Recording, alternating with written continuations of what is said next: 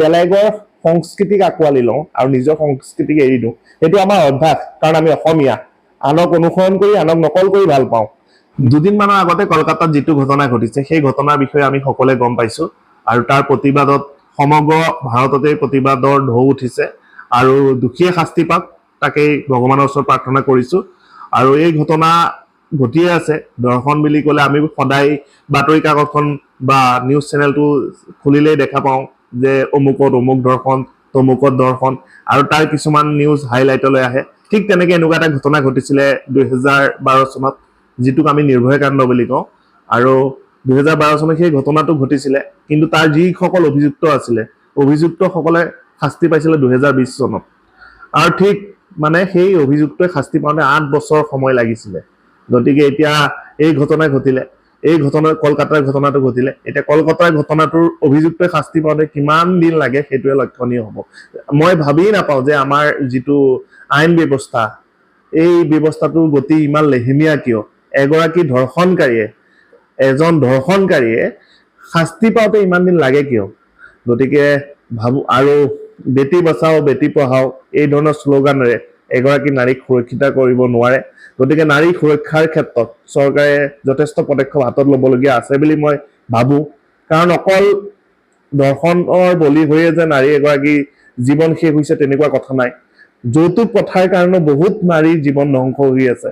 বেংগলী, বিহাৰী, মাৰোৱাৰী সকলৰ যেতিয়া এগৰাকী ছোৱালী বিয়া দিবলগীয়া হয়, সেই যৌতুকৰ দাবীতেই হয়তো কিছুমানে মাটি বাৰী বেচিবলগীয়া হৈ যায়।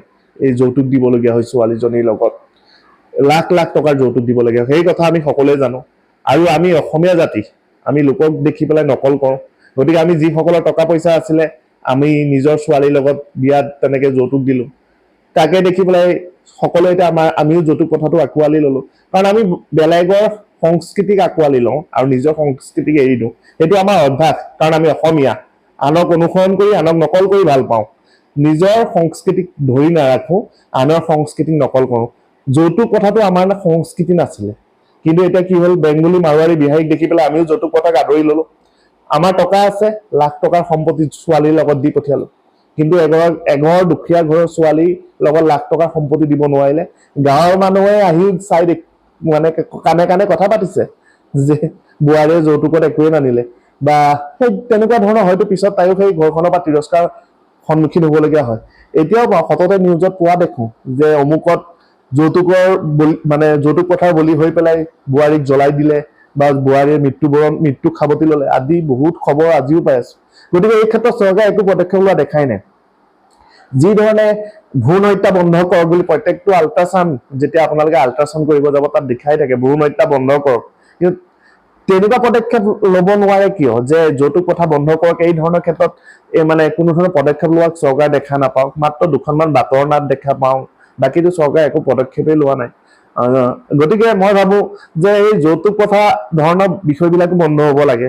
নাৰীক সুৰক্ষা দিবলৈ হ'লে ধৰ্ষণ কাণ্ডটোতো জঘন্য কাণ্ড, সেইবিলাকতো বন্ধ হ'বই লাগে। ধৰ্ষণকাৰীক মানে কঠোৰতকৈ কঠোৰতম শাস্তি প্ৰদান কৰিবই লাগে। আৰু মানে যিবোৰ শাস্তি প্ৰদান কৰে, যাতে নতুন ধৰ্ষণকাৰী সৃষ্টি হ'বলৈ ভয় কৰে। আৰু ঠিক মই ভাবো এই যৌতুক দাবী কৰা বা এই যৌতুক প্ৰদান কৰা প্ৰথাটোও বন্ধ হ'ব লাগে। আৰু এই ক্ষেত্ৰত চৰকাৰৰ পদক্ষেপ হাতত ল'ব লাগে। কাৰণ নাৰীৰ সুৰক্ষাৰ বাবে অকল যে ধৰ্ষণ বন্ধ হৈ গ'লে নাৰী এজনী সুৰক্ষা হ'ব তেনেকুৱা নহয়। গতিকে বেটি বচাও বেটি পঢ়াও শ্লোগানেৰে নাৰী এজনী কিন্তু কেতিয়াও সুৰক্ষিত হ'ব নোৱাৰে, আৰু সেইটোৱে মেইন কথা। আৰু দ্বিতীয়তে, যিটো আপোনাৰ ছোৱালীজনীক নাচ গান শিকাওক বা নিশিকাওক, বা আপোনাৰ কন্যা সন্তানজনীক নাচ গান মডেলিং শিকাওকে বা নিশিকাওক, সেল্ফ ডিফেন্স বা কাৰাটে শিকাওক, যাতে তাই নিজকে ৰক্ষা কৰিব পাৰে। কাৰণ আজি দেখিছে, আজি হয়তো কলকাতা ঘটনাটোৰ বাবে বিভিন্নজন বা বিভিন্ন দেশৰ বিভিন্ন প্ৰান্তত বা ৰাজ্যৰ বিভিন্ন প্ৰান্তত প্ৰতিবাদ হৈছে, কাৰণ নিউজটো হাইলাইটলৈ আহিছে। কিন্তু তেনেকুৱা ঘটনা দৈনিক কিমান ঘটি থাকে, যাৰ প্ৰতিবাদেই নহয়, দোষীয়ে শাস্তিয়ে নাপায়।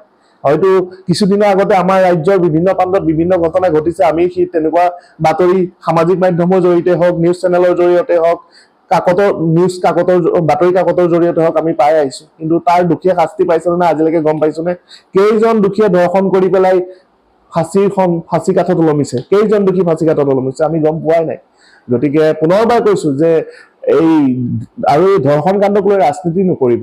এতিয়া বহুতৰ পোষ্ট দেখিছো যে কলকাতাত কাৰ চৰকাৰ, কলকাতাত বৰ্তমান তৃণমূল কংগ্ৰেছৰ চৰকাৰ, গতিকে তৃণমূল কংগ্ৰেছৰ চৰকাৰে মহিলাক সুৰক্ষা দিব পৰা নাই, তেনেকুৱা ধৰণৰ বহুতে মানে দেখিছো, সামাজিক মাধ্যমত পোষ্ট দিয়া দেখিছো।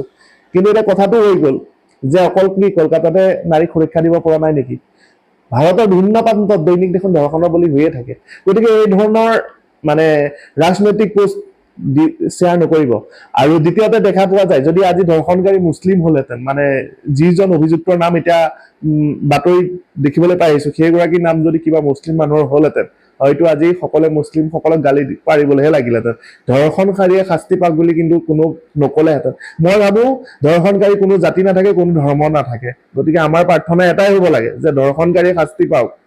আৰু আমাৰ চৰকাৰৰ ওচৰত এটাই অনুৰোধ হ'ব লাগে যে ধৰ্ষণকাৰীৰ বাবে এখন কঠোৰতকৈ কঠোৰ আইন প্ৰণয়ন কৰক, যাতে সেই আইনখনৰ প্ৰণয়ন হোৱাৰ পিছতে ধৰ্ষণকাৰীয়ে ধৰ্ষণ কৰিবলৈ পাহৰি যায়, নতুন ধৰ্ষণকাৰী সৃষ্টি হ'বলৈ পাহৰি যায়। আৰু লগতে এই যৌতুক প্ৰথাটো বন্ধ কৰক।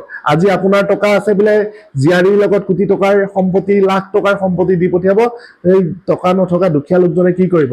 হয়তো সেই দুখীয়া লোকজনে যেতিয়া ছোৱালী ডাঙৰ হলে বেলেগ ঘৰলৈ বিয়া দিব লাগিব বুলিয়ে নিজৰ কন্যা সন্তানজনীক ভ্ৰূণ হত্যা কৰে।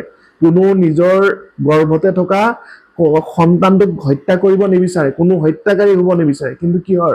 ভৱিষ্যতৰ চিন্তা কৰি, যাতে মই সেই ছোৱালীজনীৰ লগত যদি লাখ টকাৰ সম্পত্তি দি পঠিয়াব নোৱাৰো, তাইক বেলেগে মাৰি পেলাব, সেই কথা চিন্তা কৰি আগতীয়াকে তাইক হত্যা কৰে। গতিকে আল্ট্ৰাচাউণ্ড ৰুমত ভ্ৰূণ হত্যা নকৰিব, ই এক মহাপাপ। বা বেটি বচাও বেটি পঢ়াও বুলি লিখিলেই নাৰী সুৰক্ষা নহয়, এই কথা মনত ৰাখিব। আৰু পুনৰবাৰ কৈছো, নাৰী সুৰক্ষাৰ ক্ষেত্ৰত চৰকাৰে কঠোৰতকৈ কঠোৰ আইন প্ৰণয়ন কৰক, তেতিয়াহে নাৰী সুৰক্ষিত হ'ব। ধন্যবাদ।